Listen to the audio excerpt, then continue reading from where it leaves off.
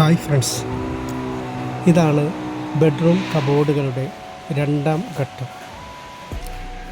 ആദ്യ ഘട്ടം എന്ന് പറയുന്നത് ക്ലയൻറ്റിന് ഇഷ്ടപ്പെടുന്ന രീതിയിൽ ഒരു ഡ്രോയിങ് സെറ്റാക്കി അതിനുശേഷം നമ്മളൊരു സ്ട്രക്ചർ വർക്ക് ഉണ്ടാക്കി. ഇതെല്ലാം ഞാൻ ഇതിൻ്റെ മുന്നിലത്തെ വീഡിയോയിൽ പോസ്റ്റ് ചെയ്തിട്ടുണ്ട്, താല്പര്യമുള്ളവർക്ക് കാണാവുന്നതാണ്.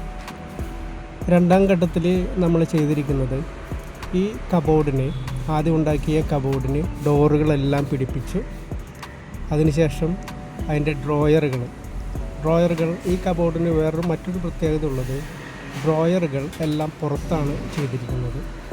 ഇന്നറിൽ ഡ്രോയറുകളില്ല. ഇനി ടേബിളിൻ്റെ സൈഡിലൊക്കെ എല്ലാം പാനലിംഗ് വർക്ക് ചെയ്യുകയാണ് ചെയ്യുന്നത്.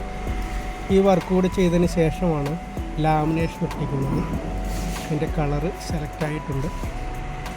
അപ്പോൾ നമ്മുടെ വീട്ടിൽ കബോർഡുകൾ ചെയ്യുമ്പോൾ എപ്പോഴും ഒരു ടേബിൾ കൊടുക്കുന്നത് വളരെ നന്നായിരിക്കും. നമുക്ക് എഴുതാനും ഒക്കെ വളരെ ഉപകാരപ്രദമാണ്.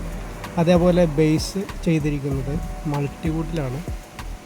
നമ്മൾ ഫ്ലോറുകളെല്ലാം കഴുകുന്ന സമയത്ത് യാതൊരു കാരണവശാലും നമ്മുടെ പ്ലൈവുഡ് മോശമാവുകയില്ല.